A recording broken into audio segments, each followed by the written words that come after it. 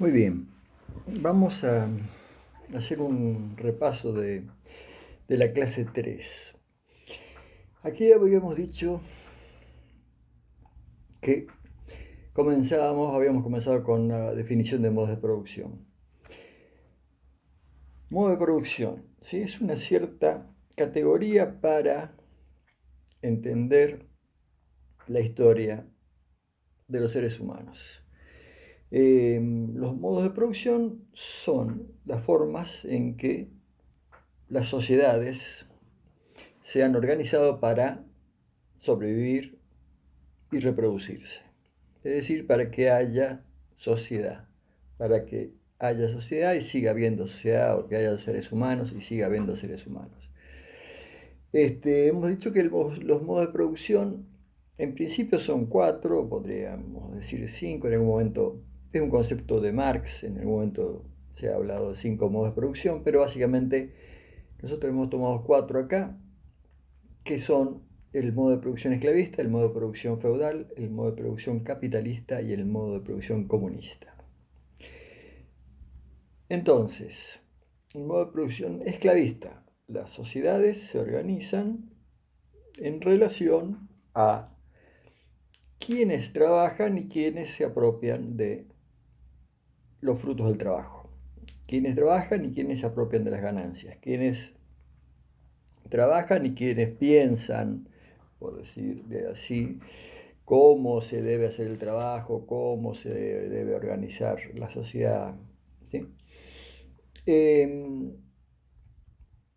Entonces, en cada uno de estos modos de producción vamos a encontrar esta división, ¿sí? O al menos una respuesta a esta división. Quienes trabajan y quienes se apropian. En el modo de producción esclavista,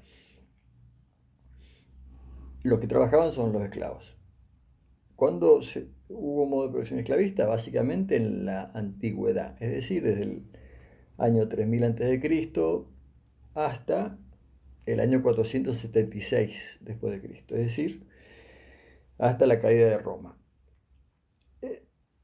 Durante toda esta época, ustedes entienden, se imaginan Roma, Grecia, Egipto, se imaginan la película 300 sobre los troyanos, Troya, la época de esa novela, telenovela que era sobre Moisés, en general, todas esas sociedades, los asirios, los caldeos, todas esas sociedades, pero también acá en algún sentido los incas o mayas también, esas sociedades tenían esclavos. ¿De dónde salían los esclavos? Los esclavos eran producto de las guerras que un pueblo hacía contra otro. Si lo derrotaba, lo esclavizaba, ¿sí? Así, por ejemplo, el pueblo judío, entre tantos, pero esto pasaba siempre durante toda la Edad Antigua. El pueblo judío, decíamos, fue esclavizado por los egipcios que los llevaron a Egipto y estuvieron allí como esclavos 800 años, 8 siglos, ¿sí? O sea, una enorme cantidad de tiempo. Ellos, entre otros esclavos, fueron los que construyeron las pirámides, ¿no? Millones de personas esclavizadas que no tenían absolutamente ningún derecho, ¿sí? Ser esclavo significa no tener ningún derecho, ni siquiera el derecho a la vida. Significa no ser una persona, no ser un ser humano, simplemente, nada, un animal. Lo mismo que sería un caballo o una vaca. Entonces, todas las sociedades antiguas, griegos, romanos, egipcios, asirios, caldeos, todos tenían esclavos, son los que trabajaban, y los que no trabajaban eran los amos, ¿no?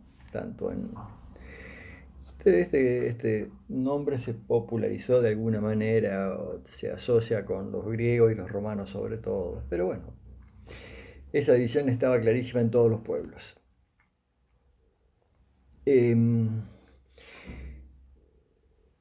La sociedad feudal, o modo de producción feudal, desde lo que hemos llamado Edad Media, desde la caída de Roma, el siglo V, hasta el siglo XVI. Aquí, bueno, hemos visto, ya hemos hablado de esto, la Edad Media, tenemos que representarnos los castillos, los feudos, los siervos trabajando la tierra, los caballeros, la princesa, los duques, los condes, los vizcondes, los varones, que eran los nobles, los señores feudales, que tenían cada uno su feudo, o sea, su castillo y su pequeño o gran territorio, ¿sí? Este, al cual tenían que defender continuamente porque allí no había un Estado que te dijera, vos sos el dueño de este feudo, o sos el dueño de esta estancia, si cualquiera pasa la tranquera o el alambrado, vos llamas a la policía y viene el Estado y reprime al que se metió en tu propiedad, o si alguien te quita la propiedad, o hace una denuncia. Bueno, no existe eso, ¿sí? ¿Qué hacía que el señor feudal fuera el señor de su tierra? Su poder bélico, es decir, su ejército.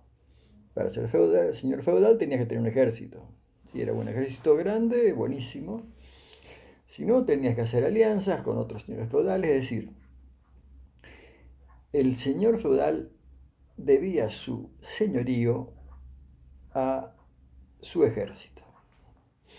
Mientras tuviera ejército, mientras pudiera defenderlo, mientras tuviera un prestigio como guerrero, mientras su prestigio y su leyenda fuera más allá de él, es decir, iluminara su territorio, su señorío, iba a seguir teniendo poder, y cuando eso fallara, eso, su poder iba a decaer, y probablemente iba a ser invadido por algún vecino o algún otro señor feudal más poderoso.